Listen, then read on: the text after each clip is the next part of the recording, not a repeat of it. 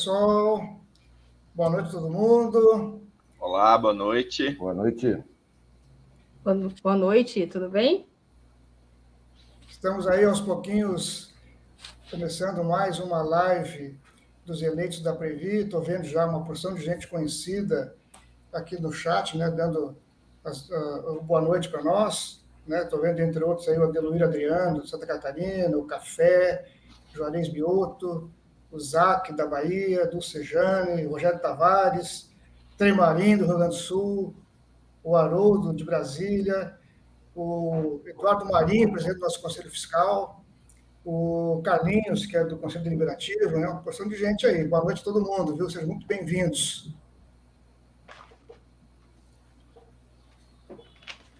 Isso aí.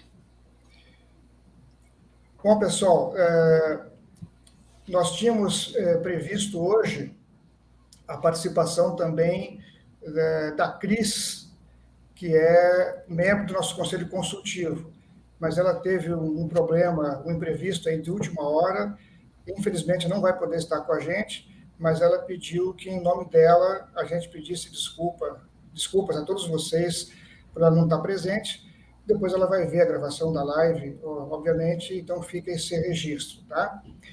E vocês já estão acostumados, né, com as nossas lives. Nós começamos a fazer esses encontros que são verdadeiros eventos de prestação de contas, né, dos eleitos sobre o exercício do mandato para todos vocês. Nós começamos essa prática em 2021, em plena pandemia. Eu nunca deixo de reforçar que na primeira live nossa, nós tínhamos um déficit provisório de mais de 20 bilhões de reais, né, em função de tudo que aconteceu com a declaração da pandemia, né? E a gente veio aqui tranquilizar vocês todos, dizer que isso ia passar e tal, como acabou acontecendo. De lá para cá, a gente tem feito periodicamente lives, né, para conversar com vocês, e essa é mais uma delas. Vai ser a última de 2023, e em 2024 a gente vai retomar essa prática de estar permanentemente trocando ideias com vocês, nesse intuito que eu falei antes, que é, na verdade, uma das formas da gente prestar contas do nosso mandato. Dizer o que vem sendo feito, o que está acontecendo de mais importante dentro da Previ e fora da Previ, causando impactos, né, ao nosso fundo de pensão, e também trazendo perspectivas de futuro para vocês todos. Essa também vai ser a tônica de hoje à noite. Então, a gente vai conversar aqui com os 3 diretores eleitos da Previ, com a Paula Goto, com o Márcio de Souza e o Wagner Nascimento. Então, eu vou chamar a Paula primeiro para o seu boa noite para todo mundo que está com a gente aí. Paula. Boa noite, Serginho. Boa noite, pessoal. Márcio, Wagner. É uma satisfação estar aqui com vocês. Um ano que foi bastante desafiador, e a gente vai estar aqui também falando com vocês, então, sobre um pouquinho do que foi os cenários que a gente teve durante esse ano, quais são as perspectivas para o próximo ano, e um pouquinho dos instrumentos que nós temos aqui que orientam a nossa gestão de investimentos, que são a política de investimentos e a política de governança de investimentos. E aí, deixar os demais cumprimentarem para a gente seguir falando. Tá ótimo, Paula. Então, agora o Márcio, para o seu boa noite e a sua primeira fala com nossos participantes de hoje. Márcio. Boa noite a todas e a todos os associados. É um prazer para nós estarmos aqui novamente, dialogando com todos vocês, poder falar como é que está a gestão no dia a dia da Previ, falar dos resultados dos nossos planos, as perspectivas que nós temos para esse caminhar aí do final do exercício, e como é que a gente está projetando 2024. Então, vamos fazer uma boa hora aqui de debate com todos vocês. É isso aí, Márcio. Wagner, bola contigo, seu boa noite.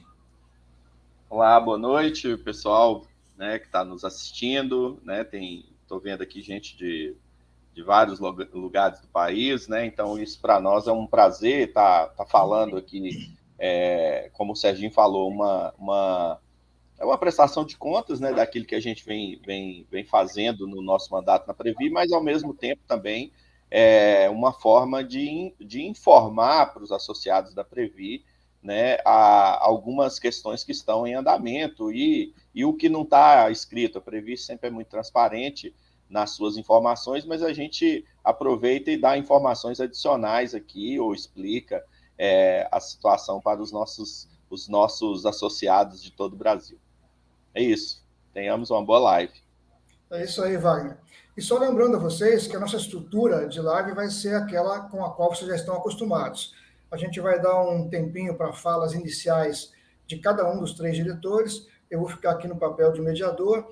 E depois dessa fala inicial, que a gente pretende concluir no máximo até as 20 horas, a gente quer depois abrir um espaço para interação com vocês. Então, vocês já podem ir mandando perguntas aqui no chat, que a gente vai procurar fazer uma seleção dessas perguntas, até para ordenar elas, né, em termos de distribuição para os nossos 3 diretores, para interagir com vocês. Pode ser que a gente não consiga responder todas, né, durante a live, a gente tem um tempo de duração previsto, e aquelas que não puderem ser respondidas, a gente vai procurar depois colocar esclarecimentos dentro dos canais de informação que nós temos associados Previ, né, tanto em nossas páginas nas redes sociais, como nos grupos de WhatsApp que a gente está alimentando por aí. Então, as questões que vocês levantarem não vão ficar sem esclarecimento, né, seguindo sempre pela lógica que temos de procurar sermos transparentes e estarmos atentos àquilo que interessa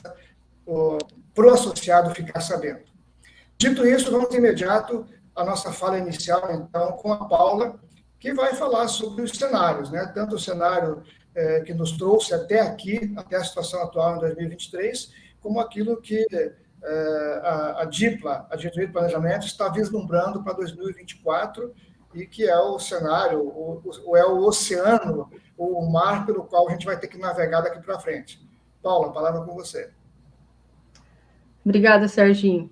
Bom, a gente vem aí de uma recuperação pós-pandemia, tem ali o que a gente, no primeiro semestre, né, pegando os 12 meses do primeiro semestre, a gente chegou a ter ali o que se chamou naquele momento de PIBão, né, que veio um PIB maior do que o esperado, de 3,1%, depois de momentos bastante difíceis, mas que também, dentro desse cenário de recuperação, ainda com um cenário de taxa de juros muito, muito alto, a gente chegou a bater também o pico de 13,75%, lembrando que no ano de 2020 a gente teve ali taxa de juros a 2%, pensando que é 2% para 13,75%, penso tudo que isso impacta na atividade produtiva, tanto do ponto de vista da produção, quanto do ponto de vista do consumo, do crédito. E agora a gente vê, né, cenários para redução de taxa de juros, ainda vai ter uma última reunião que é do Copom esse ano, e a previsão da DIPLA e até, né, também do mercado é que haja uma redução de mais meio ponto, pode haver uma redução de mais meio ponto percentual na taxa de juros, né, na Selic ainda esse ano. E para o ano que vem também, continuando esse cenário de redução de taxa de juros, o que nos cria perspectivas bastante favoráveis para o crescimento, para a continuidade do crescimento da economia. E como que nós somos impactados também pelo que está acontecendo no mundo? Esse ano a gente teve também cenário de picos aí de taxas de juros nos Estados Unidos, chegando a 5,50%, então a maior taxa de juros aí dos últimos, né, o maior patamar dos últimos 22 anos. Isso, obviamente, impacta o mundo, impacta o Brasil também, mas a gente acha que já está chegando nesse pico de taxa de juros e para frente a gente pode ter aí um movimento de arrefecimento dessa taxa de juros nos Estados Unidos. Guerra, né, cenário geopolítico, a gente tem também impactando aí tudo isso, guerra na Rússia e Ucrânia, e também aí novo conflito entre Israel e Palestina. Tudo isso impactando, guerra na Ucrânia e Rússia, impactando do ponto de vista do fornecimento de energia para a Europa, e também produção de grãos isso levou commodities, né, levando à elevação de preços de commodities. Também isso impacta cadeias produtivas que precisam disso como insumo. E entre Israel e Palestina, a gente vê ali preço de petróleo, por conta dessa região, né, preço de petróleo também sendo impactado. Questões climáticas. Como que a gente vê, né, para o próximo ano, quais serão questões importantes que podem impactar o mundo econômico? A gente percebe que os agentes financeiros, tanto investidores quanto empresas, estão muito preocupados com as questões ASGI. As questões climáticas, muito discutidas lá na COP, a gente percebe que há um debate sobre a questão de energias renováveis, agricultura sustentável, jornada de descarbonização. As empresas têm que estar atentas a isso. Isso pode impactar tanto os negócios quanto de forma imediata, né, pensando aí na produção agrícola, como que as mudanças climáticas podem impactar, influenciar no preço, impactar a inflação, como também como que as empresas, se não estiverem atentas a essa jornada de descarbonização, como que elas podem ser precificadas já no seu ativo, no seu preço, em relação a essa jornada que ela não iniciou de descarbonização. Ou seja, é um impacto imediato e é um impacto de você olhar para o futuro e se perguntar se aquela empresa ela é sustentável e ela vai existir no longo prazo. E aí o investidor já precifica hoje. A Previ está bastante atenta a isso.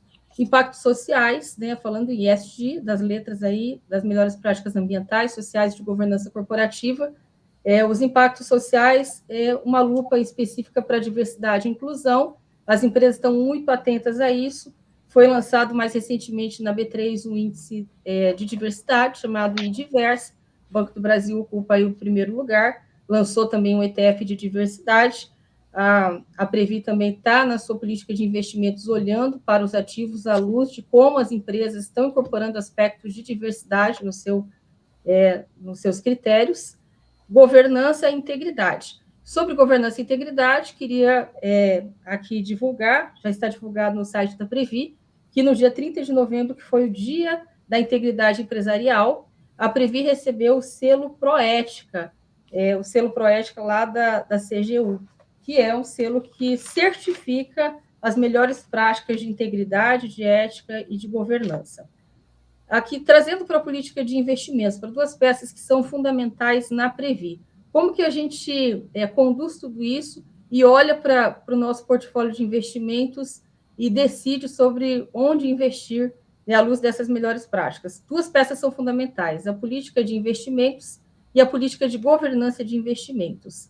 A política de investimentos, a gente vai ter uma política de investimentos para cada plano e vai ser olhado à luz do objetivo e da melhor relação risco, retorno e liquidez para cada um dos planos. No caso do plano 1, o principal objetivo é o equilíbrio do plano, o plano já maduro, com a maioria já aposentado, e no caso do Previ Futuro, vai ser a acumulação, a busca pela performance.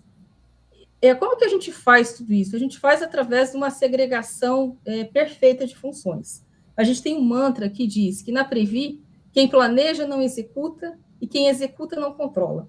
Significa isso que, no caso das políticas de investimentos, por exemplo, elas são elaboradas pela diretoria de planejamento, elas são executadas pela diretoria de investimentos e a controladoria, que vai controlar a efetividade disso tudo, o retorno desses ativos, desses investimentos, da diretoria, né, de administração.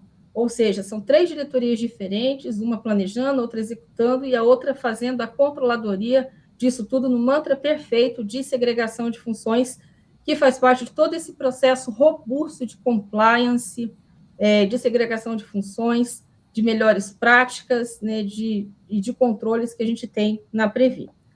A gente tem na política de investimentos a robustez e a solidez de olhar para a melhor macroalocação de investimentos dentro de cada classe de ativo, fazendo um estudo do que a gente chama lá, fazendo um estudo de ALM, um casamento de fluxos de ativos e de passivos, ou seja, eu olho tudo que vai entrar e tudo que eu tenho que pagar. Vamos pensar, por exemplo, no plano 1, onde a gente tem desembolsos aí mensais, pagamentos de benefícios da ordem de 1,5 bi.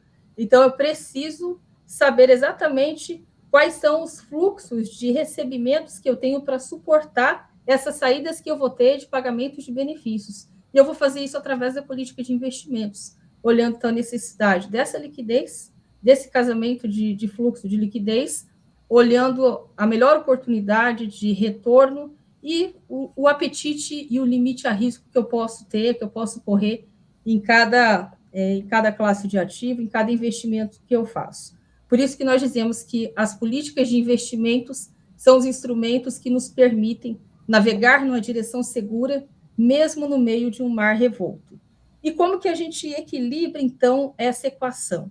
O Márcio vai mostrar para vocês, através de um gráfico, essa volatilidade que a gente tem e o equilíbrio que a busca do equilíbrio. Por que é importante a busca do equilíbrio, considerando a ordem de compromissos que a gente tem para pagamento de benefícios, o longuíssimo prazo, a gente tem só no plano 1, nós temos previsto até 2100 para pagamento de benefícios, o Previ Futuro mais ainda, né, que é um plano ainda de entrada. A gente tem outros planos, como Previ Família também.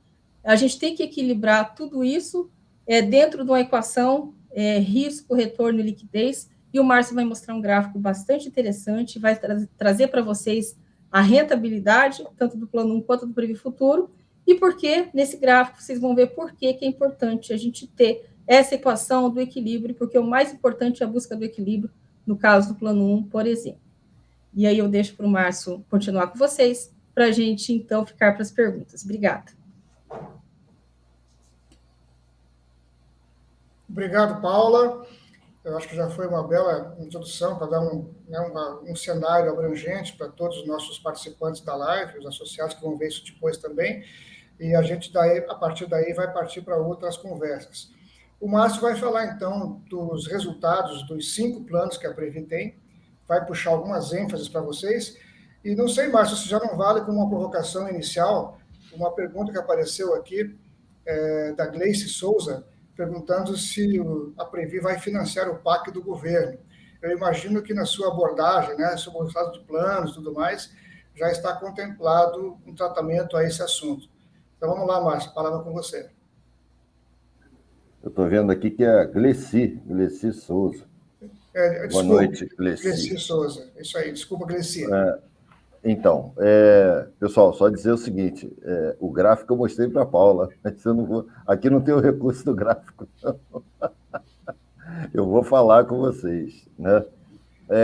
Antes de mais nada, de falar dos números, dizer para vocês assim, como a Paula relatou, o ano ele foi muito volátil, muitas coisas aconteceram e continuam acontecendo ao longo de 23.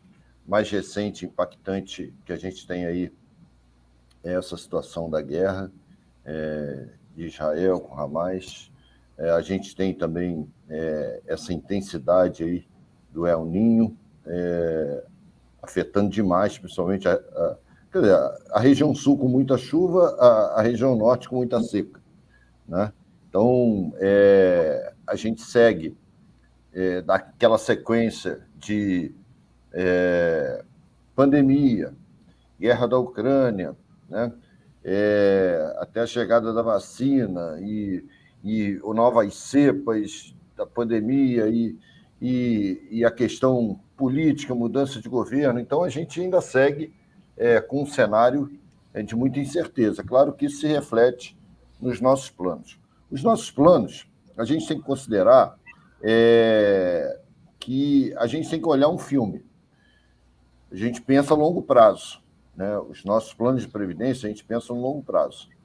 Olhar filme é muito importante, por isso que a gente tem política de investimentos, que a gente tem o nosso plano estratégico, porque se a gente for olhar só a fotografia, só o momento, a gente pode tirar conclusões precipitadas e, na sequência, tomar decisões erradas, se o gestor estiver pensando dessa forma, né?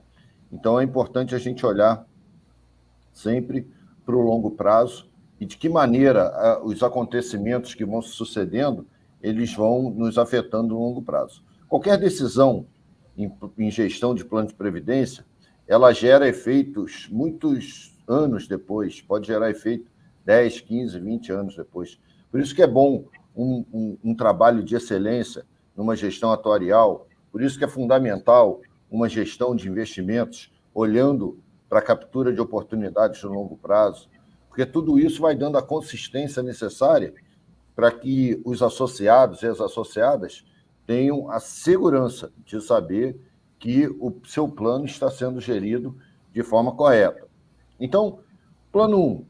Plano 1, nós passamos 2023 com uma sequência de resultados, ora positivos, ora negativos. Para vocês terem uma ideia, nós fechamos ano passado com 4,7 bilhões de resultado, né?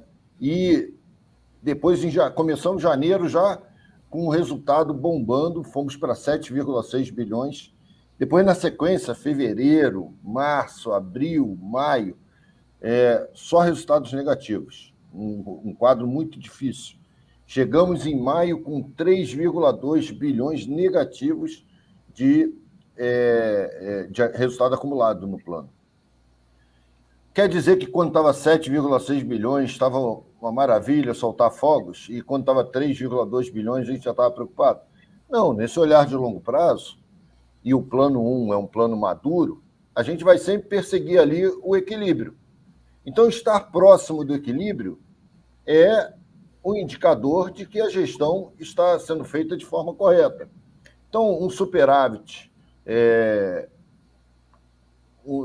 eventual, um déficit eventual, isso não significa que estruturalmente há algum problema no plano, né? Significa que a gestão está sendo feita de forma correta e ela está sendo resistente a todas as dinâmicas que acontecem no mercado. Depois de maio, a gente só veio subindo, né? Chegamos em julho a ter 5,1 bilhões de superávit acumulado. Aí tivemos uma oscilação em julho para agosto, e setembro nós fechamos com 3,2 bilhões. Agora, para o final do ano, o que nós estamos vendo? Estamos projetando que o plano 1 ele vai seguir em equilíbrio, né? Tudo indica que o plano vai seguir em equilíbrio. Isso significa dizer para os nossos associados e associadas o seguinte: a chance, agora, em dezembro, que nós estamos, de plano de equacionamento por conta de um déficit é praticamente zero. Nós não vamos dizer que é zero, que a gente não sabe o que vai acontecer nos próximos 24 dias, 25 dias, mas as chances vão se reduzindo. Então, um plano que está com superávit, dificilmente ele vai chegar num déficit em tão poucos dias que a gente possa chegar a 14 bilhões e ter que fazer um plano de equacionamento. Eu sou botafoguense, mas eu digo para vocês, a Previ não é Botafogo. Não vão perder essa gordura tão rápido e perder o título. Então, o plano 1 está numa situação de muita segurança. O trabalho de casa que nós fizemos foi bem feito. A gente fez uma migração correta, aproveitando oportunidades de mercado na renda variável, aproveitando oportunidades na renda fixa. Hoje a gente está com 60% em renda fixa, 30% em renda variável. Nossa carteira de renda fixa ela tem performado muito bem, acima do nosso atuarial. Para vocês terem uma ideia, o nosso atuarial, que é INPC mais 4,75, deu 6,56. A nossa renda fixa está rendendo 8,1. A renda variável está com uma rentabilidade menor. O nosso principal investimento não tem conseguido performar da maneira que nós imaginávamos, né? O setor de mineração, o setor está caindo até setembro 20%, mas todo o trabalho de casa que nós fizemos tem mantido o equilíbrio do plano. Por isso que o plano continua com superávit e a gente tem a expectativa de que ele vai continuar dessa forma. Antes de passar para o futuro, só rapidamente dizer para a Gleci que a Previ ela tem todo um sistema de governança, todas as propostas que chegam a gente analisa, todas. todas. Nós não temos problema nenhum com nenhum investimento. A nossa política de investimento, aliás, só tem um setor que a gente não tem investido desde 2015, que é Fundo de Investimento e Participações, os FIPs. Lamentavelmente, porque eles foram criminalizados ao longo do tempo. Então, tem ex-gestores nossos, ex-diretores, que fizeram todo o processo corretamente, praticaram todos os atos regulares de gestão, estão respondendo até hoje por conta de um FIP que não rentabilizou. E sendo que nós fizemos tudo tecnicamente correto. Então, esse setor, enquanto ele não tiver uma garantia da legislação, a gente não vai voltar a investir nesse setor. Os investimentos em infraestrutura, a gente precisa ver o formato, precisa ver a garantia.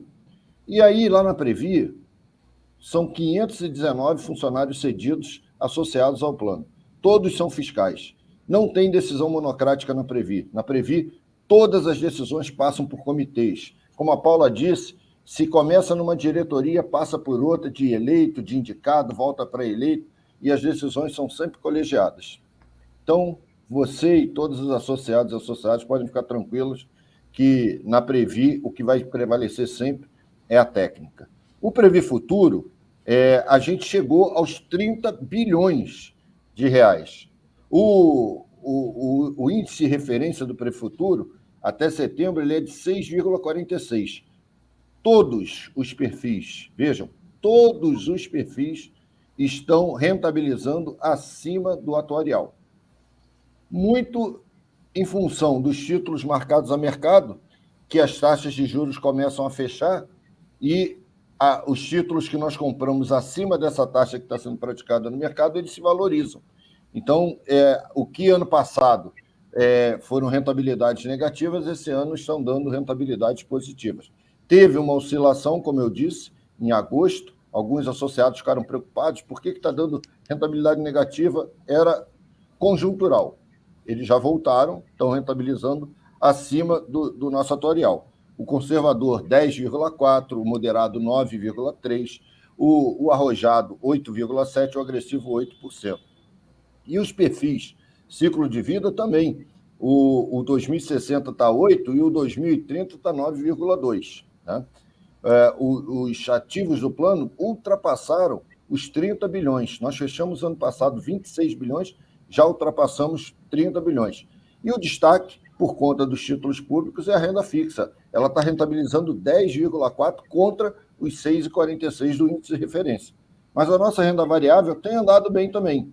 Agora que a Bolsa caminhou depois de setembro, é possível que os resultados do Plano Previ Futuro também subam bastante nesse período. A renda variável até setembro tinha rentabilizado 5,3%. Então, para finalizar, só dizer dos outros planos. Os outros planos, o nosso PGA, que é o Plano para Gestão Administrativa, está muito robusto. A gente fechou setembro com 1 bilhão e 400 milhões. As nossas despesas administrativas estão em torno de 400 milhões. Então, a gente tem uma perspectiva de uma perenidade aí da gestão administrativa da Previ. A CAPEC, a gente tem um bom fundo de oscilação de risco e, pela primeira vez depois da pandemia, a gente está num exercício onde as contribuições estão sendo suficientes para fazer frente ao pagamento dos pecúlios. Então, a gente supera aquele período terrível, que foi triste, da pandemia, a gente entra numa normalidade na gestão e a gente segurou na gestão da CAPEC para não repassar custos para os nossos associados. E o nosso Previ Família, em setembro, estava com 316 milhões e 5 mil associados, né? Então, a gente continuou falando, Previ Família, a gente oferecer isso para os nossos parentes é um ato de amor para a gente levar uma entidade como essa, que nos faz tanto bem na nossa vida, no presente e no futuro, também para os nossos parentes. Serginho. Valeu, Márcio. Obrigado, né, pela sua participação. Como você tocou já nessa questão aí de investimentos no PAC, de como é que a Previ trabalha, né, quando vem propostas de investimentos em infraestrutura, eu só queria complementar a tua exposição lembrando o seguinte, que num dos casos mais emblemáticos, né, que foram discutidos ao longo do tempo, que é o FIPSOM, da SET Brasil, o projeto acabou não dando certo porque a Petrobras, né, teve envolvimento lá com a Operação Lava Jato, e ela era o ponto central do investimento, né? Todos os investidores que participaram daquele FIP eram, digamos assim, complementares ao investimento que a própria Petrobras faria. E como ela ficou com o crédito abalado, o projeto não foi em frente. Mas antes disso acontecer, né, o FIP tinha tido duas ranges, ou duas chamadas de capital. Na primeira, a Previ entrou, junto com bancos como o Bradesco e o Pactual, com apenas 180 milhões de reais. É um dinheiro significativo, mas numa carteira com mais de 200 bilhões de investimentos, vocês vão convir que é um percentual bastante pequeno. E a Previ fez isso com muito zelo e com muita técnica. Então, antes de ter o problema com a Petrobras, quando foi feita uma segunda chamada de investimentos, a Previ foi o único investidor, né, da primeira tranche que não foi na segunda, exatamente por esse cuidado. Então, essa é a garantia que nós podemos dar, que a gente segue rigorosamente nossa política de investimentos, procuramos desconcentrar e não extrapolar aquilo que está previsto na política de investimentos e trabalhamos com o maior zelo possível. Tá? Só esse complemento que eu gostaria de fazer a resposta que o Márcio deu. E isso responde outras perguntas que eu vi aqui no chat sobre esse mesmo assunto. Queria lembrar que as pessoas podem continuar fazendo perguntas, depois a gente vai estar colocando para vocês todas elas que couberem dentro do nosso tempo aqui para serem respondidas. E, repito, aquelas que não forem respondidas durante a live de hoje, a gente vai responder através dos nossos canais de comunicação. Tá?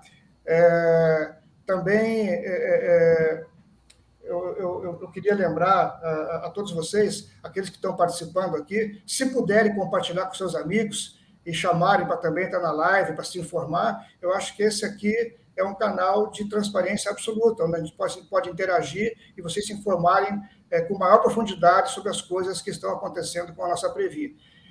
De imediato, agora vou passar a palavra para o Wagner, ele faz as suas colocações iniciais. Eu vi aí que o Cadu, né, que é nosso membro do Conselho Consultivo, já levantou a bola para o Wagner em temas que ele iria abordar, né, como a questão aí do regime de tributação, né, dos nossos benefícios e também da tabela PIP.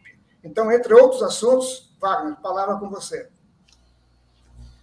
Então, vamos lá, pessoal.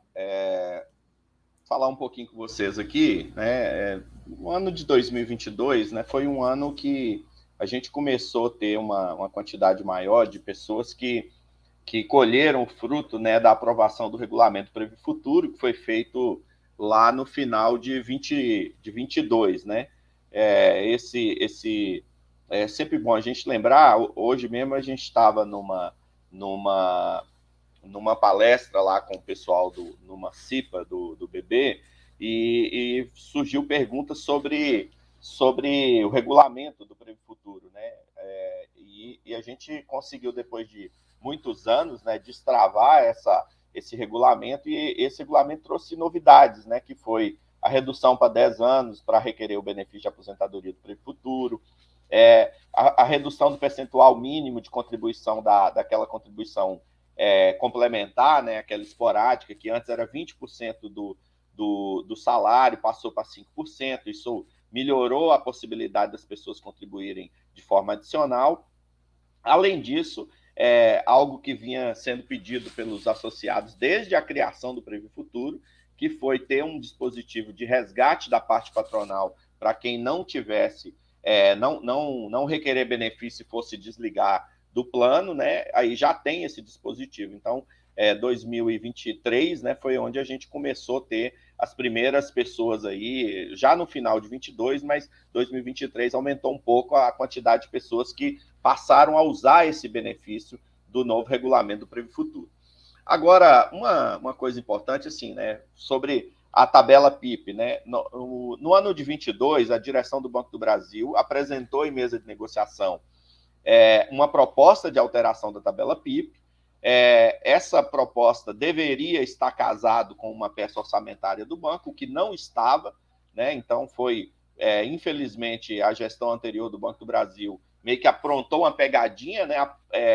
Fez uma proposta que não podia ser cumprida no início daquele ano e nem no ano de 22, e recentemente, né, a atual direção do banco reafirmou que vai fazer a alteração da tabela PIP, né? Nós temos aí a esperança de que em breve isso destrave dentro das áreas técnicas do banco. Já foi apresentada essa tabela, a partir do momento que o banco informou que iria fazer, a DIPES entrou em contato com a gente, porque quem elabora, quem vai fazer a nota técnica é a nossa área lá dentro da Previ. Já está acertado qual é a tabela, quais as condições, então a tabela é bem interessante, ela muda principalmente para aquelas pessoas ali da faixa inicial até o meio, né, que era quem tinha mais problema por causa do Performa, né? Performa foi foi em 2020 o banco fez uma redução unilateral de 25% no salário padrão, né, nas comissões. Então isso prejudicou muitos funcionários, porque a fórmula da tabela PIP passou a ter um efeito negativo para vários cargos, reduzindo a pontuação. Então, essa tabela ela tem o objetivo de fazer uma correção nesse sentido. Então, isso é muito positivo, né, para nós. Nós estamos esperando o Banco do Brasil. Já tem uns 2 meses que o banco anunciou, nós estamos esperando para poder passar nas instâncias da Previ e colocar essa nota para ser aprovada e rodar na folha, né? Isso não adianta só anunciar, né? O banco tem que cumprir também né? Se a gestão anterior não cumpriu, essa tem que anunciar e cumprir, não pode só anunciar também, não. Então, alô aí, direção do banco, tem que agilizar a aprovação da tabela PIP, está todo mundo esperando, não, Serginho? A gente está querendo aprovar logo essa nota para a gente já rodar nas próximas folhas aí uma melhoria, né, no caso da contribuição da parte patronal, e também os funcionários vão poder optar por ter uma contribuição maior, e isso, de fato, faz diferença no benefício das pessoas. Agora, pessoal, um outro ponto que foi colocado aqui é em relação ao regime de tributação. Desde quando a Lei 11.053 entrou em vigor em 2005, a lei é de 2004, mas foi com efeito a partir de 2005, todo mundo que é de planos de benefício de contribuição definida ou variável, no caso variável como é o Previ Futuro, tanto de fundos fechados, né, quanto de fundos abertos, quem entra no sistema tem que informar até o último dia do mês subsequente qual é o regime de tributação, se é regressivo ou se é progressivo. Essa angústia que as pessoas tinham de ter que informar um regime de tributação de algo que só vai fazer efeito lá na frente, vai acabar isso, né? Porque a gente conseguiu, né, com o apoio de várias entidades, uma atuação muito forte da gente, da Previ, ao Senado Federal e na Câmara dos Deputados, nós conseguimos aprovar uma lei que altera isso. Então, hoje, quem está no regime progressivo ou regressivo, que seja do Previ Futuro, vai ser, com a aprovação, com a sanção dessa lei, vai poder optar de novo, vai poder escolher o regime mais favorável quando essa pessoa for se aposentar ou for resgatar. É isso que todo mundo queria, que muita gente não optou, então ficou no automático, então ficou num regime de tributação que não era o mais favorável. E hoje, quem está entrando no banco que fez essa opção, e mesmo quem já está no Previ Futuro, não tem a noção de qual vai ser esse regime de tributação, né? Então, isso é uma grande vitória para nós. Acho que a gente aqui está na live dos eleitos, a gente pode falar que tem uma participação muito importante nossa em todos. Nós visitamos todos os relatores, visitamos as comissões, conversamos com deputados, inclusive... Quem entrar no site da Câmara dos Deputados, lá no relatório da CCJ, no último relatório, que foi a última comissão onde aprovou, e foi daí que o projeto vai para a sanção do presidente da República, está lá uma citação à governança e aos eleitos da Previ que tiveram participação importante na aprovação desse projeto. Eu acho que isso está registrado lá na Câmara dos Deputados a nossa participação, além de todas as comissões que a gente visitou. Então, isso é uma vitória para nós, para os participantes do Previ Futuro. Lembrando que quem é do Plano 1, pessoal, quando a lei lá de 2004 foi feita, ela não mexia no regime de tributação de quem era de plano BD, como é o Plano 1, como são alguns outros planos de previdência fechado. Mas quem tem plano de previdência CV ou CD, como é o Previ Futuro, já era obrigado a fazer uma opção pelo regime de tributação regressivo ou progressivo. Então, Serginho, é isso. Aí a gente passa para as perguntas, né?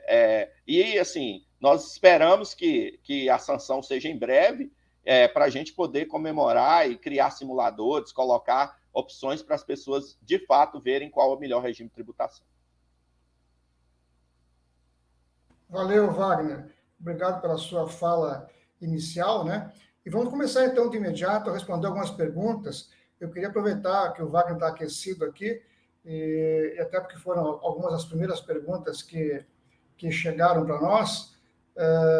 Então, vamos colocar para o Wagner aqui as duas primeiras perguntas. Deixa eu só localizar aqui. A primeira delas é o seguinte, do José Luiz. Por que o empréstimo simples Previ, que muito nos ajuda, não é contratado nos moldes do CDC, com prestações fixas? O empréstimo simples Previ, a gente nunca sabe quando vai pagar. Você já podia emendar, Wagner, e responder a pergunta também do Kleber Coelho, que pergunta quando o atendimento presencial será reativado, uma vez que foi prometido pela atual diretoria.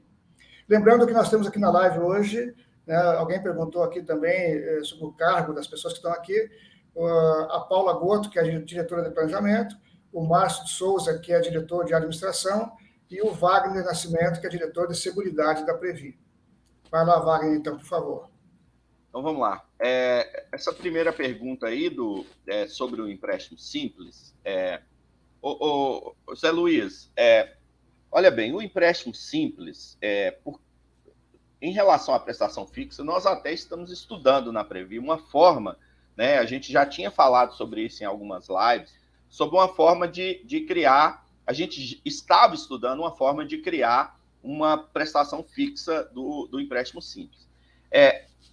Ter uma prestação fixa, é importante dizer, não significa que ele vai ficar mais barato. E aí tem uma explicação para isso. Se a Previ cobrasse mais do que a lei obriga, talvez a gente pudesse fazer uma prestação fixa, as pessoas iam achar que a gente está cobrando menos, mas, na verdade, a gente estaria cobrando mais. Porque, como a lei nos obriga a seguir, no mínimo, o índice atuarial ou índice de referência, nós, na Previ, nós cobramos o mínimo. Nós não ganhamos, em cima do empréstimo simples, mais do que a lei nos obriga a rentabilizar, que é o atuarial. Então, criar uma prestação fixa que teria que ter uma gordura para a gente não ficar desenquadrado na lei, obviamente, a gente teria um empréstimo mais caro do que ele é hoje. Por que a gente deu uma parada nesses estudos? Não sei se vocês lembram, saiu uma decisão judicial uma vez falando que fundos não poderiam cobrar mais do que 12% de juros. No nosso caso, a gente não cobra isso porque a gente só repassa a inflação. Mas a hora que a gente criasse uma prestação fixa, a gente já teria juros prefixados. Aí a gente desenquadraria, né, e seria pego por aquela decisão judicial. Então, tem uma dificuldade em relação a criar o empréstimo simples com parcelas fixas por causa dessa decisão judicial. A gente pode, né, dependendo do desdobramento daquilo lá, que não pegou a Previ, aquilo não falava da Previ, a gente não tá cobrando juro abusivo, mas a gente teria que ter juros pré-fixados. Então, assim, o que a resolução 4994 ela diz? Que é a resolução CMN 4994. Com as operações participantes, quem olhar lá é na subseção 5, fala assim, os encargos financeiros devem ser superiores à taxa mínima atuarial para planos. Então, a lei já fala que tem que ser ali já no limiar da taxa atuarial. Então, a gente cobra o limite da lei. Então, é o mínimo que a Previ pode cobrar, é isso. Por isso que tem essa dificuldade de criar fixo, porque a gente teria que dar uma sobra de inflação em todo mês, e isso, no nosso entender hoje, é prejudicial aos nossos participantes, considerando que a inflação está um pouco mais baixa. Teve um período aí de 2 anos atrás, dos últimos meses, que, de fato, a inflação estava muito alta, e isso as pessoas ficavam preocupadas. Não é que elas não sabem quanto vai pagar, é porque o empréstimo é reajustado de acordo com a inflação, tá? Outra coisa, Serginho, outra pergunta é sobre o atendimento presencial. Falou assim, quando é que a gente vai voltar com o atendimento presencial? Pessoal, já voltou o atendimento presencial. A gente já está fazendo atendimento presencial na Previ. A gente, lógico que a gente tem, principalmente a sede da Previ no Rio de Janeiro, então quando as pessoas vão na Previ e chegam lá na Previ e falam que quer ter atendimento, a gente tem uma área lá que faz esse atendimento. Então, a gente já está fazendo atendimento presencial, só que tem um determinado serviço e também a gente está usando, né, o pessoal da nossa estrutura própria. Então, a gente já está com esse atendimento presencial, já está funcionando lá na Previ. Beleza, Wagner. Obrigado pela sua resposta. Vou acionar agora você, Paula, para abordar diversas questões que surgiram aqui. Eu não vou conseguir citar todas as pessoas que tocaram no assunto, mas entre elas o Carlos Neto, né, que foi vice-presidente do banco, ele foi também conselheiro da Previ durante muitos anos, e está trazendo essa preocupação, né, com os nossos investimentos, com investimentos no PAC e tudo mais. Como a política, né, de investimentos da Previ passa pela sua área, eu queria que você fizesse uma abordagem que possa contemplar essas diversas questões que estão sendo colocadas para nós aqui no chat, por favor.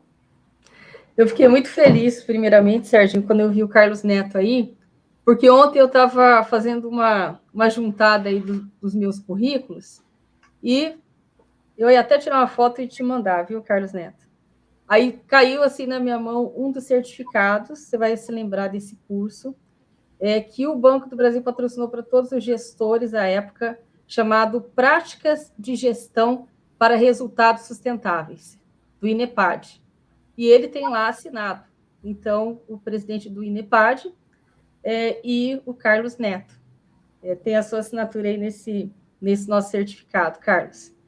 E trazendo um pouquinho, né, também do que é o fundamento aí deste curso, Práticas de Gestão para Resultados Sustentáveis, que a gente estudava no banco, né, o banco propiciou esse curso há mais de década.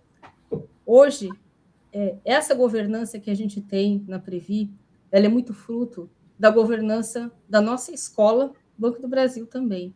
Esse modelo de governança robusto, que nos blinda, né, a tua preocupação, aí colocada a preocupação de vários, né, para que a gente, de fato, tenha os cuidados necessários à luz de todas as possibilidades de investimentos que estão colocadas. Disso, sim, que a gente precisa ter.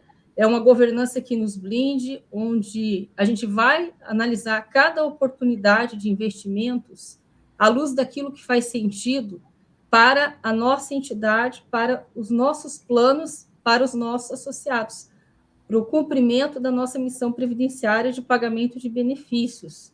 É disso que a gente está falando, é sobre isso. Então, quando a gente vai olhar todo o portfólio, né, olhando primeiro à luz da política de investimentos, como é que a gente trabalha? Olhando uma macroalocação que a gente chama de fronteira eficiente.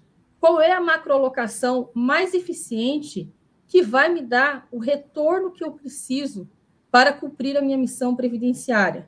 E aí as classes de ativo que eu tenho, que são tanto permitidas em lei quanto que são consignadas na nossa política de investimentos, são renda variável, renda fixa, investimentos estruturados, que são investimentos em fundos multimercados, e o Márcio, né, reforçando aqui, é um investimento que está nesse segmento de investimentos estruturados, mas que está vedado atualmente na política de investimentos, são os instrumentos através de fundos de investimento em participação, que Carlos Neto, é o veículo de investimentos onde, né, primeiramente, mais mais se caracterizaria aí o PAC? Só retomando um pouquinho do racional da fala do Márcio, né?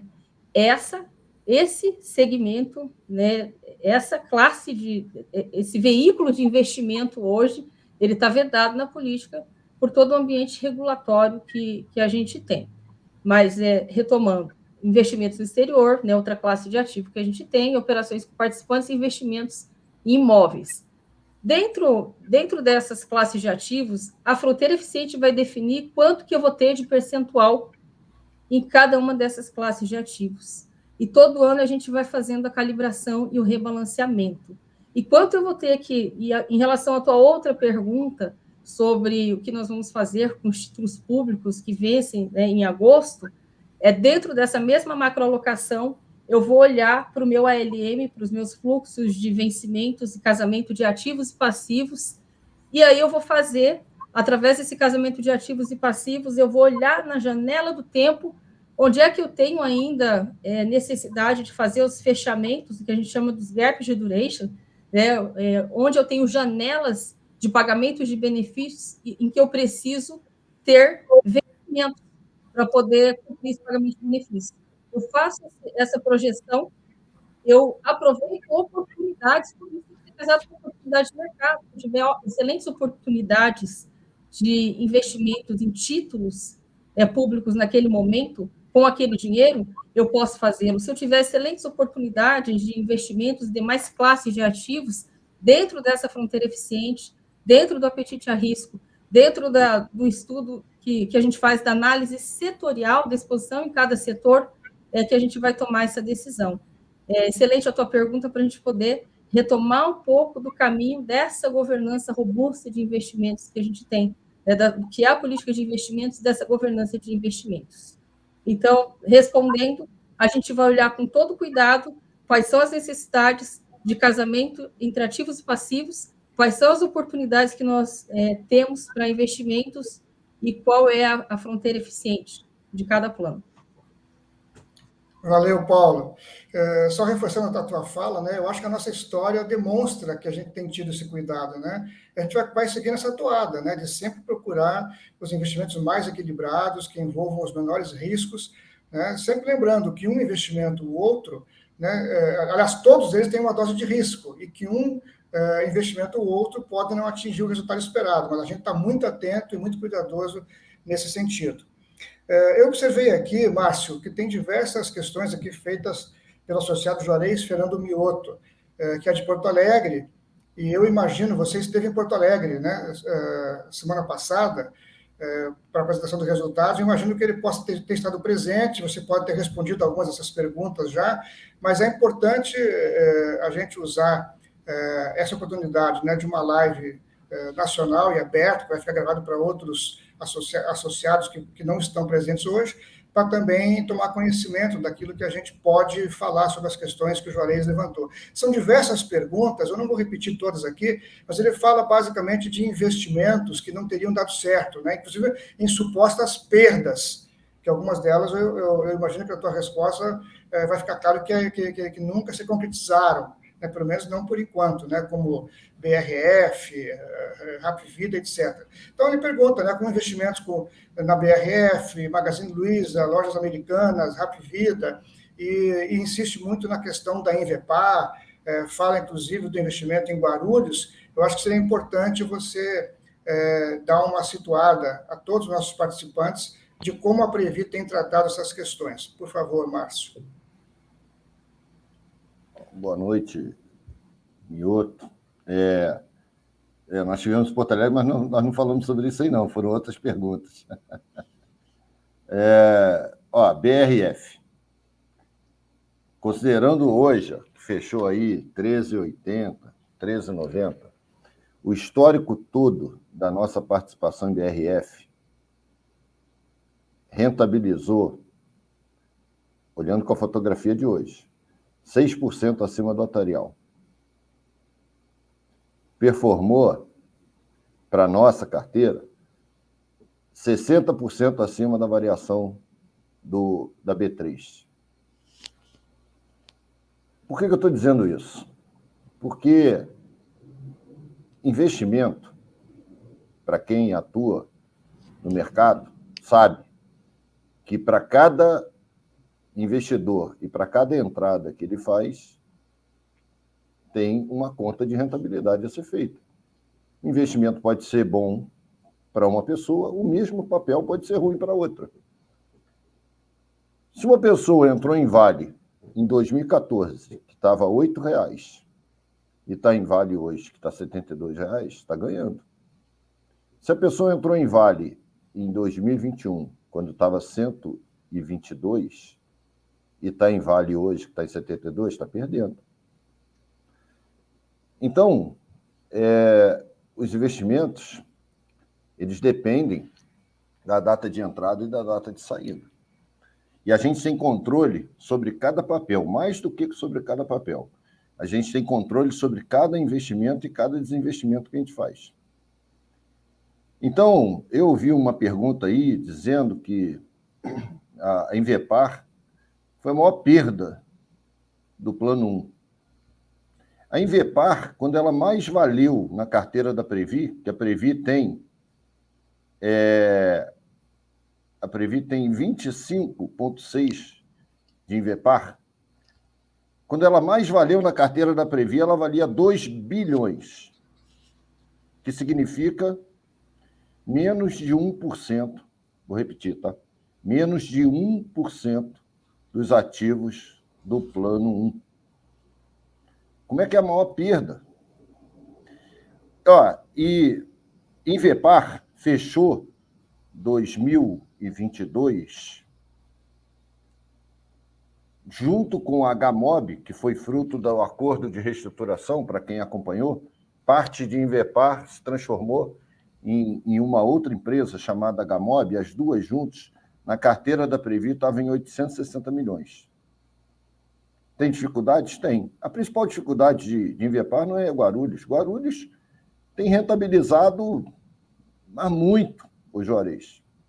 Guarulhos tem dado ótimo retorno, porque é o principal aeroporto do país, porque o país está retomando o crescimento, é a principal movimentação de cargas. Nós temos problemas, sim, com linha amarela, por conta do ex-prefeito do Rio, Crivella, que foi lá quebrar todas as cancelas. Esse é um problema de investimento em infraestrutura que a gente tem que pensar muito bem, porque a gente faz um investimento de longo prazo, de 30 anos, e aí aparece um prefeito, um governador, do nada, e vai lá e sai quebrando tudo, desrespeitando os contratos. Nós temos que ter segurança jurídica.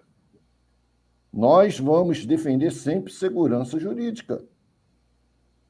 O prefeito, o ex-prefeito Crivella, mandou um projeto de lei para a Câmara para fazer a encampação, retomar a linha amarela sem indenizar os investidores.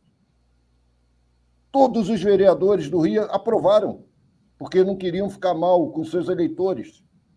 Então, isso é um problema no Brasil. Para o Brasil atrair investimento, precisa ter segurança jurídica. Os contratos não podem ser rasgados. Mas, Juarez, o principal problema de Invepar, ele começa a aparecer lá em 2013, 2014, quando o Brasil foi tomado por uma operação chamada Lava Jato.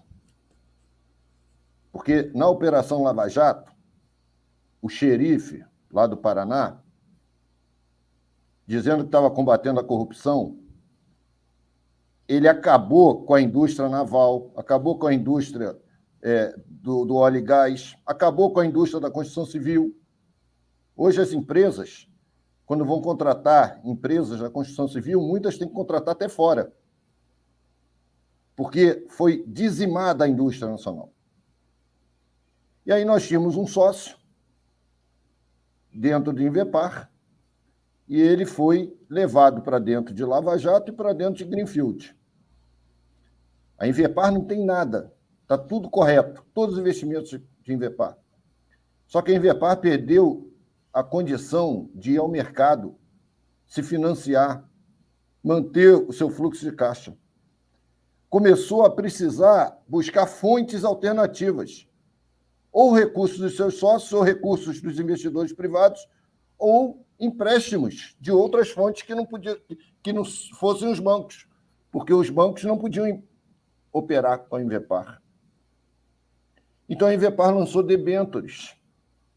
Uma parte foi comprada pela própria Previ e os outros sócios, FUNCEF, Petros. Outra parte foi comprada por um investidor árabe, que é o Mubadala, que hoje é nosso sócio em HMOB, porque uma parte do pagamento das debêntures foi a criação da HMOB. Lá, a Previ tem 23,5% e o Mubadala tem 51%, para resolver a estrutura de dívida. E no meio desse caminho também, de Invepar, teve a Covid. Nós não podemos ignorar o fato que significou o impacto da Covid. A Invepar tinha na sua carteira metrô, Rio e a linha 4, que vai até a Barra, tinha a concessionária Litoral Norte, lá da Bahia, tinha a linha amarela, tinha Guarulhos. E a Covid, todo mundo ficou em casa. Ninguém andou mais de avião. Como é que isso não impacta a empresa? Agora, a situação que eu estava falando de linha amarela, a gente cobrava um pedágio que era em torno de R$7 e pouco reais, quando o ex-prefeito Crivella foi lá e avançou em cima da linha amarela. Aí depois aprovou esse projeto na Câmara, a linha amarela foi à Justiça, esse assunto está na Justiça, o ministro Fux fixou o pedágio em R$4 até resolver o assunto. Nós estamos cobrando até hoje R$4. Isso impacta, claro que impacta o fluxo da companhia. Então, mas a companhia é uma companhia boa. A HMOB é uma empresa boa. Eu tenho um caminho para fazer. E como disse o Serginho, soltou ali, os ativos continuam na carteira, e os trabalhos de gestão estão sendo feitos. E a gente acredita no poder de recuperação de empresas como a BRF, de empresas como a Invepar, a gente acredita. E nós estamos trabalhando para isso. Isso faz parte do nosso trabalho, fazer a boa gestão dos nossos ativos. Então, eu vejo de forma positiva o trabalho que está sendo feito nesses ativos que no mercado o pessoal chama de ativos estressados, né? Porque estão com preços pressionados. A gente está zelando no melhor interesse do associado e a gente acredita que melhorando as condições macroeconômicas, redução de taxas de juros e tudo isso vem a favorecer, retomada do crescimento do país, isso vem a favorecer a esses ativos para eles ganharem valor, inclusive dentro da nossa carteira. Valeu, Márcio, obrigado. E acho que, como síntese do que você está falando, dá para te lembrar, nossos associados, que apesar de todos os estresses que têm acontecido com um investimento ou outro, apesar de uma pandemia no meio do caminho, apesar de duas guerras significativas, né, como a guerra Rússia e Ucrânia e a atual aí Israel e Palestina, a Previ segue num equilíbrio muito consistente, né, ao longo do tempo, o que demonstra que o conjunto dos investimentos tem tido capacidade de lidar com esses estresses e com esse mar turbulento em que a gente vive. Vou passar agora algumas perguntas para o Wagner, né? Primeira pergunta do Luiz Henrique Balieiro, que pergunta o seguinte: o Previ Família também pode optar lá na frente pelo regime de tributação? Tem mais uma aqui para você, Wagner, que é em relação aos nossos reajustes, né? Tem duas perguntas, na verdade. Eu não encontrei agora aqui o nome das pessoas que fizeram. Se o pessoal aí da retaguarda puder me ajudar, eu agradeço. Mas que perguntam de previsão de reajuste já para o ano que vem. E se a gente, a partir dos superávites que a gente vem tendo, a gente não pode dar algum reajuste acima do INPC. Com você. Está aqui a pergunta do Hugo. Ô, Hugo, a previsão de reajuste é só acompanhar aí em torno a previsão de inflação, né? Ô, Paula, fala aí, Paula, para a gente a previsão. A Paula, que é a equipe top 5 do Bacen lá, qual que é a previsão nossa de inflação aí desse ano?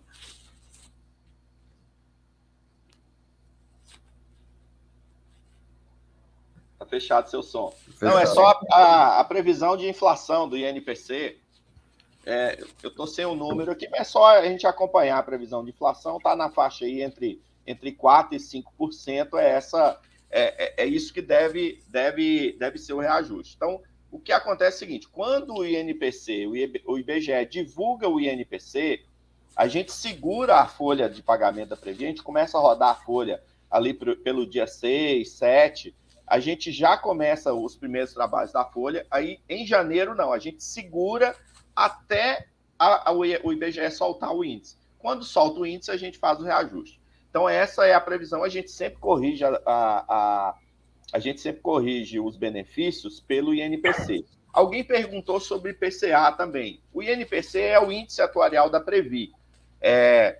Se a gente troca o IPCA, a gente já fez vários estudos sobre isso, eles são muito próximos um do outro ao longo do tempo, né? Uma hora um vai estar um pouquinho maior, outro um pouquinho menor. Tem ano que o INPC está maior que o IPCA, mas é muito pouco, eles são muito próximos um dos outros. Então, a gente reajusta pelo INPC acumulado aí de janeiro a dezembro. Quando o IBGE solta o índice, a gente reajusta os benefícios, tanto do Plano 1 quanto do Previ Futuro. O Previ Futuro antes era reajustado no meio do ano, a gente mudou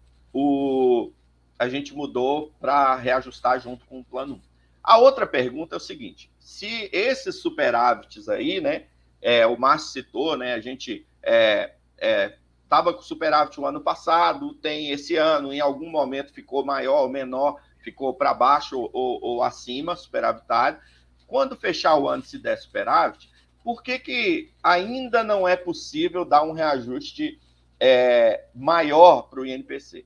Pessoal, tudo que é diferente do que já é contratado, como reajuste que está previsto no INPC a cada janeiro, o valor dos benefícios, o valor das pensões, para que a gente faça a chamada distribuição de superávit, a gente teria que ter, pela legislação de hoje, 3 superávites seguidos da ordem de 43 bilhões de reais. Superávit acima de 25% da reserva da nossa reserva matemática. A gente teve isso no passado, e aí a gente cita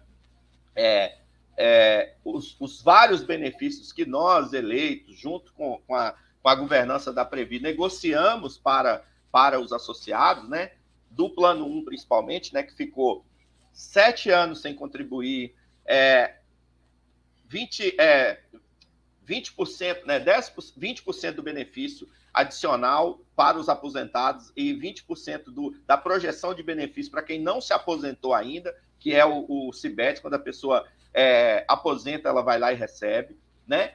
E essas redução da parcela Previ, aumento do benefício mínimo, tudo isso foi usando dinheiro de superávit. Naquele momento, né, Márcio, a gente tinha quase 70% de renda variável. Então, teve um boom de crescimento no Brasil ali entre 2003 e 2010, e aí o que aconteceu? A gente teve bastante superávit. Só que o que acontecia toda vez que a Bolsa de Valores, por exemplo, caía?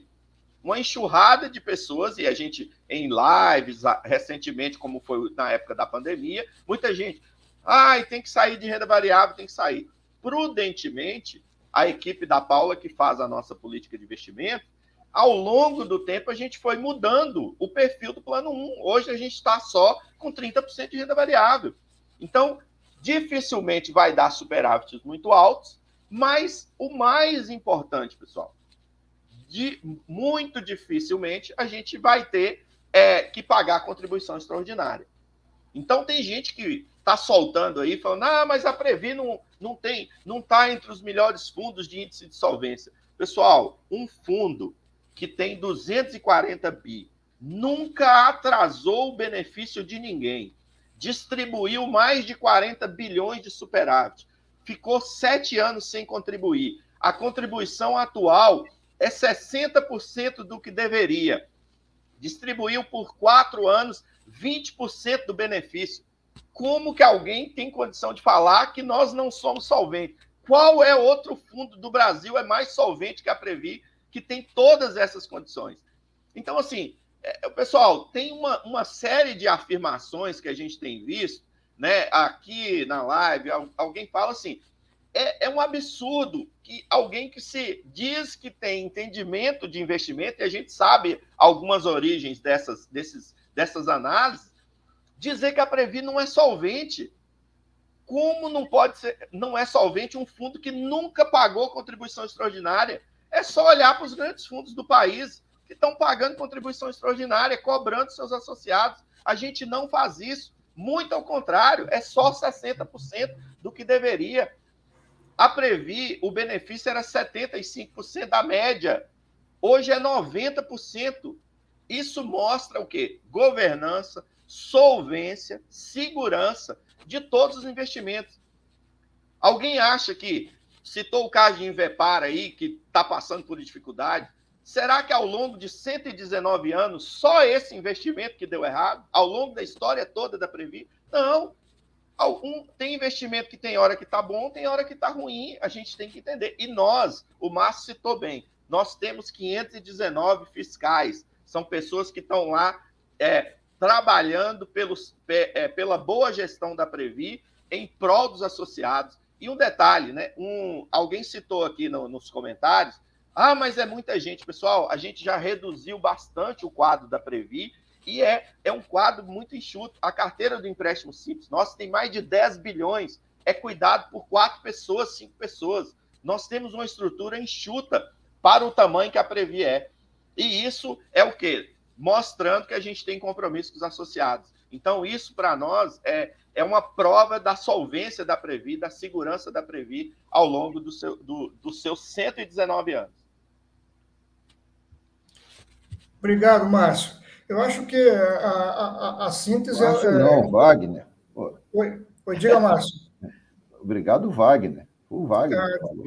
Eu chamei o Wagner de Márcio? Chamou o Wagner de Márcio. Pô, desculpa, Wagner, não quis ofender, não, viu? Não foi ofensa nenhuma. Muito... Não, estou brincando com os dois. Eu errei só o nome aqui. Pessoal, eu acho que a gente está encaminhando aqui para o encerramento. Eu só queria comentar, né, que de tudo que a gente está vendo aqui nessas respostas, nesse debate, eu acho que tem que ficar registrada essa questão do equilíbrio, né?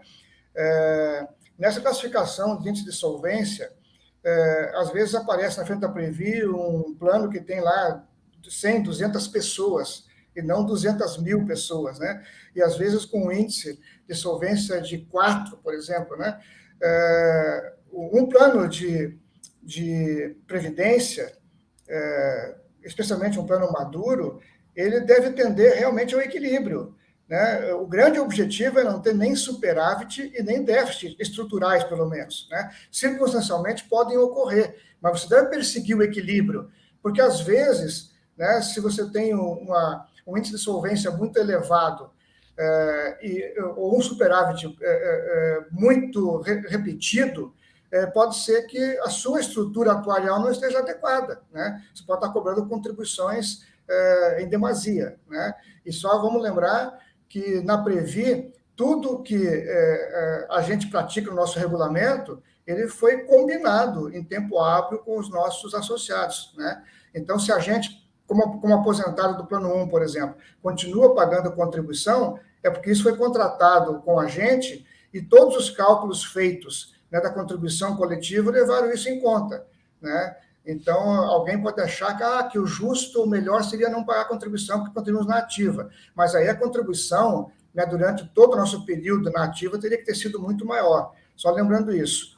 Bom, tem uma pergunta que eu acho que é importante. Eu não combinei com vocês quem queria responder, então vou fazer e quem se habilitar pode responder, que é sobre aquilo que a gente tem chamado de divisor 25, que são ações que correm na justiça, né, tentando fazer com que as mulheres, né, dos planos da Previ tenham direito a se aposentar com 5 anos a menos. Isso, na prática, significa o seguinte, que mesmo a gente tendo um regulamento, né, que diz que as pessoas podem se aposentar a partir de 15 anos de contribuição, mas proporcionalmente a essa contribuição, e só vão sair com ela cheia quando tiver com 30 anos, e essa regra se aplica a todos. Agora tem ações na Justiça pedindo que as mulheres que se aposentaram entre 25 e 30 anos, né, ou a partir de 25 anos, já tenham o benefício cheio. Então, isso está na Justiça, o assunto já está no STF, e o Francisco Linhares Vasconcelos foi que trouxe essa questão. Né? A maneira que ele colocou foi essa, como a Previ está encarando as ações de revisão dos benefícios de aposentadas proporcionalmente, ou seja, com menos de 30 anos de contribuição. Alguém de vocês três se habilita a responder, atualizar nossos associados sobre esse assunto? Eu posso falar, Wagner. Posso falar aí, não tem problema. Vai lá então, Márcio. Ô Francisco, esse assunto ele ganhou destaque porque teve a votação de um tema 452 em cima de um regulamento da FUNCEF, que esse regulamento, sim, ele tinha uma previsão de benefícios diferenciados para homens e mulheres, o que não é o caso na Previ. A partir da aplicação desse tema 452, desse regulamento da FUNCEF, várias bancas de advogados começaram a introduzir isso nas suas teses de reclamações contra a Previ. Essa ação ela não é nova, ela é uma ação antiga, ela invariavelmente era indeferida, as pessoas não ganhavam essa ação. Aí ela ganhou agora esse argumento novo, essa turbinada, principalmente em algumas regiões do país, notadamente Paraíba, em Sergipe, alguns outros locais. Uma dessas ações chegou ao STF. E o STF iniciou um processo de votação. 2 ministros entenderam que esse tema 452 se aplicaria aos regulamentos da Previ, 3 ministros entenderam que esse tema não se aplica aos regulamentos da Previ, e que a Previ, portanto, não pratica essa diferenciação, como de fato não pratica. Agora esse assunto vai para o pleno do STF, para firmar o entendimento. O que nós temos dito para os nossos associados e associadas é que, principalmente as associadas, né, reflitam bem para entrar com uma ação contra a Previ. A mesma coisa a gente falava naquelas cestas de alimentação. Muita gente entrou com ação de cesta de alimentação, até ganhou. Agora está tendo que devolver centavo a centavo, corrigido pela correção da Justiça, que é muito pior que da Previ. A Previ, inclusive, para atender esses associados, decidiu entrar com um pedido de acordo no juízo para receber com base no nosso atuarial, para facilitar para as pessoas, mesmo tendo demandado contra a Previ tem feito isso na cesta alimentação. No caso do divisor 25, a situação é muito pior. Porque se na cesta alimentação os valores já são enormes para devolução, no caso do divisor 25, para algumas mulheres, o valor é muito maior. E aí, na hora que tiver que devolver, na hora que encerrar esse assunto e tiver que devolver, vai ter muita gente aí que vai ficar em situação muito difícil. Então, a gente pede que as pessoas reflitam bem. Entrar com ação contra a Previ, contra o Plano 1, especialmente, que é mutualista, ele não tem conta individual de cada associado, ele é um mútuo, exige muita responsabilidade. Se a Previ tiver que pagar para todo mundo, se essa tese vingar e a Previ tiver que pagar para todo mundo, os nossos cálculos atuariais apontam para 18 bilhões o volume de pagamento. 18 bilhões, como a gente está com um superávit de 3, vai virar para um déficit de 15. Qualquer déficit acima de 14 bi exige plano de equacionamento. A Previ vai ter que cobrar de todos os outros associados o pagamento dessa conta. É isso. Nós não acreditamos que isso chegue a esse ponto. Nós acreditamos que vamos provar no judiciário que os nossos regulamentos não têm qualquer discriminação entre homens e mulheres, todos estão submetidos à mesma regra. Inclusive, a nossa Previdência é Previdência complementar. Ela é autônoma, está garantido na Constituição, ela é autônoma em relação à Previdência Pública. Então, querer fazer interpretações enviesadas não tem cabimento. E nós vamos provar isso, estamos trabalhando para provar isso na Justiça. Valeu, Márcio. Obrigado. Ô, Serginho, eu vou pegar um gancho só num trechinho da fala do Márcio. O Márcio falou assim sobre interpretações enviesadas. A gente tem visto aqui nos comentários o pessoal falando sobre o tal do índice de solvência, que está lá no site da Previc. Ô, Márcio, sabe o que o pessoal está indo? No relatório que a Previc usa, daquela nota sobre o índice de solvência em relação à metodologia que a Previc aplica em cima da natureza do plano. Um dia nós fomos conversar com a Previc, pessoal, e eles falaram assim, ó, a Previ, Petros, Funcef e outros fundos BD, mesmo que sejam pequenos, nem dos grandes, pelo fato de ser de benefício definido, ele já entra com uma pior nota, com a nota 4. E aí eles vão decaindo de acordo aquilo que a gente informa. Eu entrei lá no site da Previc para entender o que é isso. Aí alguém vai lá e fala, a Previ é o centésimo, 24º. Assim, não tem nenhum tipo de...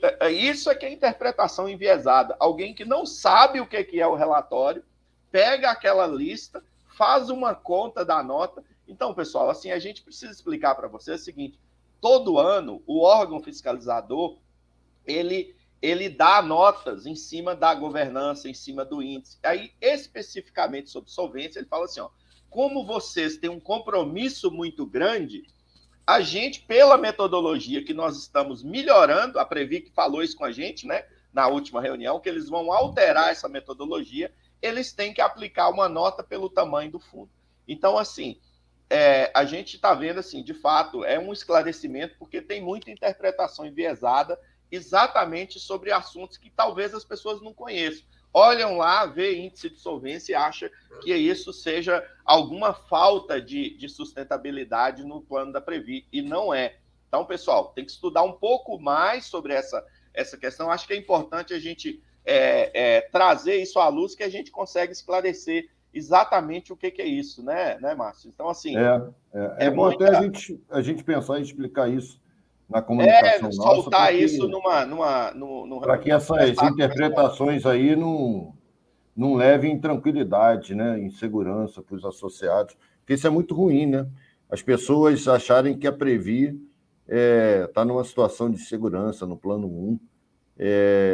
As pessoas merecem receber as informações corretas e viver com tranquilidade, passar a vida inteira trabalhando, contribuindo, merece desfrutar do seu benefício e saber que a gestão está sendo feita de forma correta.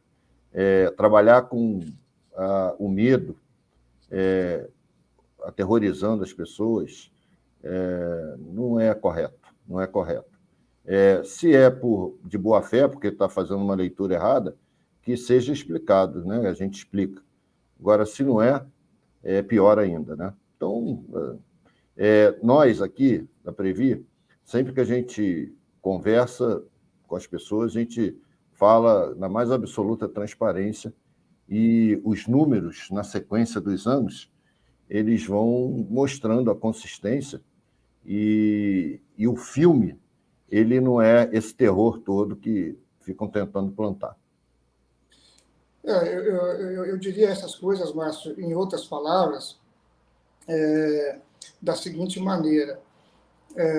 A Previ é considerado um fundo com uma gestão que é referência para a Previc, que é o órgão regulador, e, diga-se de passagem, para todas as gestões da Previc em diferentes governos, com interesses, com diferentes enfoques político-partidários, né? Então, todas as gestões da Previc reconhecem a Previc como referência em gestão. A ABRAP, né, que é a entidade que congrega todos os fundos de pensão do Brasil, também tem a Previ nessa mesma conta. A CPI dos fundos de pensão, que investigou a fundo todos os fundos de pensão, deu uma espécie de um atestado de competência e boa gestão para a Previ. Mas eu vou invocar uma testemunha ainda mais forte e mais consistente. Essas testemunhas são os associados da Previ, vocês que estão aí ouvindo a gente. Vocês são testemunhas que a Previ jamais atrasou um dia o pagamento do seu benefício. Vocês são testemunhas que a Previ pagou o BET durante 4 anos, 20% a mais, né, do nosso benefício. Vocês são testemunhas que a Previ conseguiu suspender a contribuição a 0 durante esses mesmos 4 anos, e que depois, como o Wagner explicou, reduziu essa contribuição de 90% do salário, né, de referência para 75%. Então, vocês são testemunhas do equilíbrio que a Previ vem demonstrando ao longo dos anos. A Previ tem coisas a melhorar? Claro que tem, sempre tem. Estamos atentos e trabalhando para isso. No Conselho Deliberativo, a gente tem sido muito insistente nesse sentido, né, de procurar melhorias junto com os demais poderes da Previ. Então, eu invoco esse testemunho de vocês sobre o equilíbrio que a nossa gestão traz e a tranquilidade.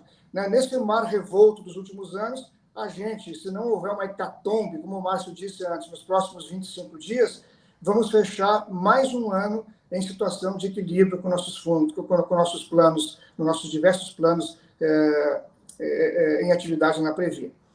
Bom, gente, olha, nós temos muitas perguntas que ainda não foram respondidas para vocês. A gente vai abordar esses assuntos, né, nas próximas comunicações que o Associados Previ vai fazer em todas as nossas mídias, né, no Instagram, no Facebook, nos grupos de WhatsApp que a gente participa, nosso canal no YouTube também. A gente vai estar sempre colocando esclarecimentos que respondam às questões que vocês colocaram aqui hoje. Nenhuma delas vai ficar sem resposta, tá ok? E eu vou agora, então, devido ao adiantado da hora, passar a palavra a cada um dos 3 diretores para suas considerações finais. E se nessas considerações vocês quiserem fazer uma abordagem sobre alguma outra coisa que está dito aí nos comentários no chat, fiquem à vontade para isso, tá bom? Vou começar com a Paula, né, para suas considerações finais e falar aquilo que ela acha que ainda precisa ser falado nessa live. Bom, essa é a nossa última live do ano. Eu estou muito feliz pela densidade aí da participação. A gente teve tantas pessoas participando no chat, quanto também perguntas. Nos estendemos até do nosso horário, né? Tem gente que ainda tem jogo hoje, né? Parece que os 3 que estão aqui são de times que não participam aí. Falaram que, então, não se preocupariam com essa questão. Mas eu tenho o Miguel no shopping, que eu tenho que pegar daqui a pouquinho. E só acrescentando aqui, uma das coisas que a gente não abordou na live, mas falando de perspectiva para o próximo ano, talvez seja interessante, é que, mais recentemente, a gente reestruturou aí e criamos uma área na diretoria de planejamento, com muita interseção com a diretoria de seguridade, e olhando para a necessidade que a gente tem de melhorar as nossas jornadas, chamada, né, especificamente para a gente trabalhar User Experience, jornada do associado, novos produtos e serviços. Para quê? Para que a gente possa fazer ali essa transformação digital, cultural, e que a gente possa, olhando as jornadas do associado, tudo que precisa ser melhorado, que a gente possa melhorar produtos, serviços, e trabalhar com o foco sempre do e no associado, nas associadas. Essa área é um embrião ainda, né? Ela acabou de ser criada, mas para o próximo ano a gente vai ter muitas surpresas e novidades para vocês, que eu deixo com gosto aí de quero mais para as nossas próximas lives. Obrigada, gente. Um excelente Natal, um excelente Ano Novo a todos. Obrigado, Paula. Passo a palavra agora para o Márcio, para as suas considerações finais, Márcio. Bom, boa noite a todas e a todos, que tenham um final de ano aí de paz, de harmonia com as suas famílias, com seus amigos, com muita saúde. Que 2024 possa representar para nós um ano especial de consolidação dos nossos objetivos, que possamos caminhar e evoluir para sermos uma sociedade melhor, sermos mais felizes. Eu só quero, Serginho, falar só algumas questões rapidamente aqui, já que a gente não conseguiu responder tudo. O Douglas falou se com relação à ação judicial alguma aposentada já ganhou e está recebendo. O que nós temos, Douglas, são decisões liminares.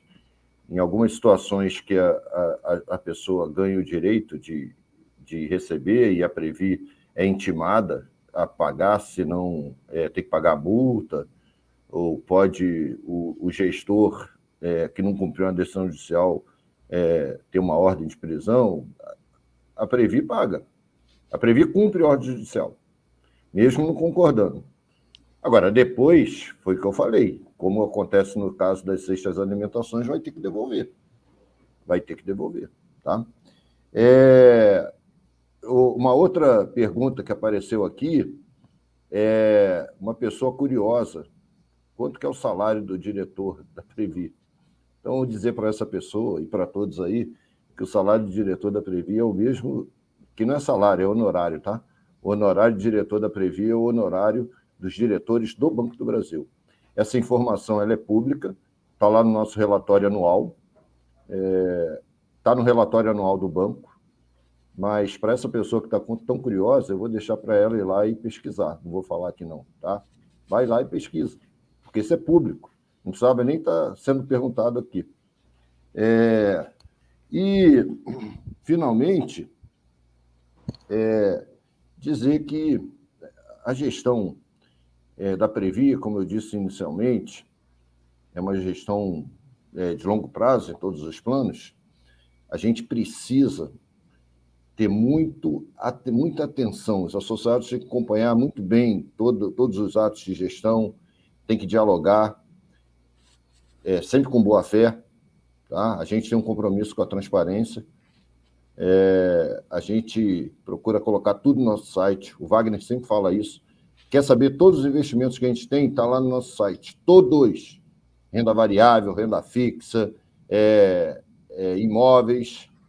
Agora, não pega as informações que estão lá e fica mexendo para cá, para lá, enviesando, para ficar construindo interpretações equivocadas. Porque se estiver fazendo isso porque não conhece, a gente até entende, a gente explica. Agora, se estiver fazendo isso só por politicagem, faz isso não, é feio pra caramba. Isso é feio. Os associados da Previ não merecem isso. Os associados da Previ merecem administrações sérias, merecem associados sérios. O nosso compromisso é esse. A gente não tem nenhum problema de chegar aqui e debater, de ir no local que foi debater, dentro de seriedade. Né? Então, a gente vai continuar com essa postura e tenho certeza que a Previ vai continuar no bom caminho. Plano 1, Previ Futuro, CAPEC, Previ Família, nosso PGA, porque, como eu disse, a nossa fortaleza é o nosso estatuto, nossa fortaleza é a nossa governança paritária, a nossa fortaleza são os nossos funcionários que são associados de todos os planos.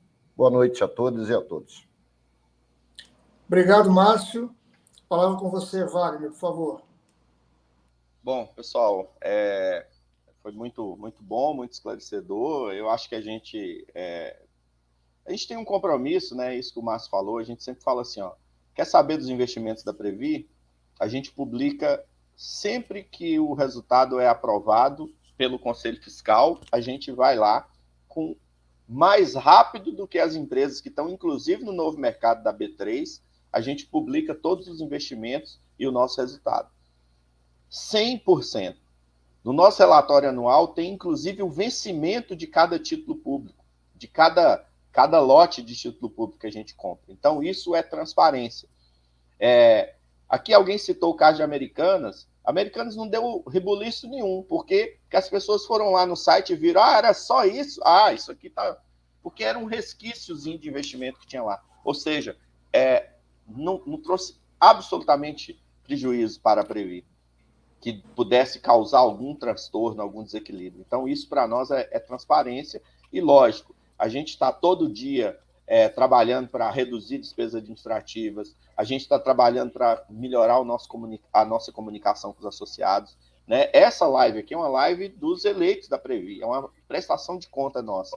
A gente fez esse compromisso há mais de 4 anos, numa situação de pandemia, e falamos, vamos continuar depois da pandemia, estamos aqui fazendo isso, dando a transparência e respondendo sobre qualquer tema. A gente não tem problema de responder sobre nenhum tema. E aí, para finalizar, a Marlene Miranda pergunta aqui, se tem estudo sobre a devolução das contribuições recebidas em função de ações que não serão utilizadas na recomposição do benefício. Esse termo de não serão utilizados é porque existe, você só majora o benefício se a recomposição for além da contribuição recolhida na ação judicial, tiver a contribuição da reserva matemática. Como as ações, no geral, não têm, esse valor não é usado para majorar o benefício. A gente, Marlene, a gente já devolve.